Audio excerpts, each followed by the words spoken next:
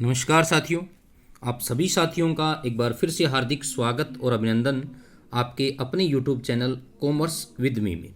साथियों, अपन ने कुछ पॉइंट्स पर डिस्कस करना शुरू किया था कॉन्ट्रैक्ट के बारे में, अनुबंध के बारे में। अनुबंध टॉपिक पर ये अपनी सेकंड क्लास है। आज अपन बात करेंगे दो टॉपिकों में, अपन कंपैरेटिव डिस्कस करने वाले हैं। एक तो अपने रहने वाला है व्यर्थ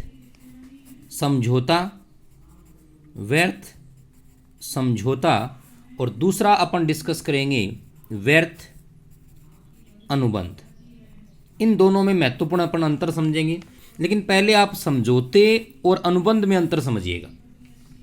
यानी जो भी अनुबंध बनते हैं वो सभी के सभी अनुबंध क्या होते हैं? समझौते होते हैं। जो भी अनुबंध बनते हैं वे सभी के सभी अनुबंध क्या होते हैं? समझौते होते हैं। लेकिन सारे के सारे समझौते हैं वो अनुबंध नहीं बन पाते हैं। इस चीज को हमें समझना जरूरी है, क्योंकि समझिएगा, अनुबंध समझौता होता है उसमें दो चीजें होनी जरूरी है। मैं सिर्फ समझौते की बात कर रहा हूं, व्यर्थ समझौते की बात नहीं कर रहा। समझौते में एक तो होना जरूरी है क्या? प्रस्ताव, प्लस दूसरी चीज क्या होनी जरूरी है? स्वीकृति। एक प्रस्ताव और स्वीकृति। लेकिन जब समझौता अनुबंध बनता है तो उसके लिए उसमें प्रस्ताव प्लस स्वीकृति और इसके अलावा साथ साथ में क्या चाहिए होनी होती है हमें? इसके साथ साथ हमें कानूनी परिवर्तनीयता चाहिए होती है। कानूनी परिवर्तनीयता चाहिए होती है। कानूनी परिवर्तनीयता का मतलब ये होता है कि वो प्रस्ताव और स्वीकृति है वो कानून के द्वारा क्या होना जरूरी है? परिवर्तनीय होना जरूरी है।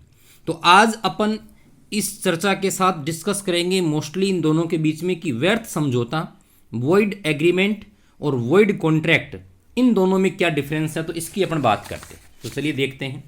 सबसे पहले मैं बात करता हूँ व्यर्थ समझौता।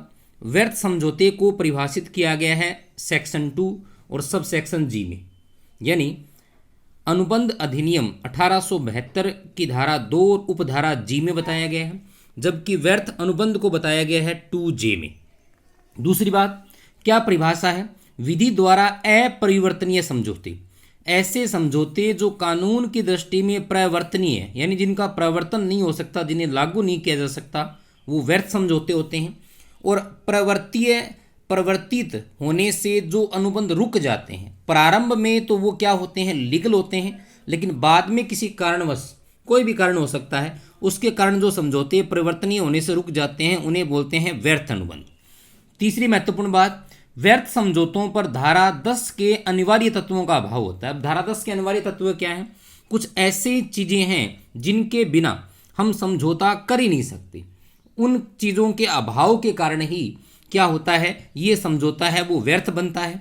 ध्यान रखिएगा, इसके ऊपर अपन एक अलग से क्लास बनाएंगे कि इसमें क्या क्या चीजें शामिल होती हैं। ये होता है, ये प्रारंभ में सही होता है, लेकिन कोई ना कोई असंभवता उत्पन्न हो जाती है, कोई ना कोई कारण उत्पन्न हो जाता है, उसके कारण यह व्यर्थ हो जाते हैं। अगला पॉइंट, ये प्रारंभ से ही व्यर्थ हैं, यानी इनका कोई अस्तित्व ही नहीं है, प्रारंभ से ही ये क्या है? वॉइड है। और ये प्रारंभ से तो वैध होते हैं, लेकिन बाद में कानून की दृष्टि में ये क्या हो जाते हैं? व्यर्थ हो जाते हैं। इनका परिवर्तनीयता नहीं हो पाती है। अगला, शुरू ही नहीं होती। ये चीज़ें स्टार्टिंग से ही व्यर्थ जो समझौते हैं वो प्रारंभ से ही इनको अपन गलत मानते हैं, क्योंकि ये शुरू ही नहीं होते, जबकि ये शुरू तो होते हैं लेकिन बाद में क्या हो जाते हैं भाई? रुक जाते हैं। क्लियर? इसके बाद यहाँ अधिकार और दायित्वों का सृजन ही नहीं होता। यहाँ जब तक अनुबंध बाधित नहीं होता तब तक अधिकार व दायित्वों का क्या होता है? सृजन होता है।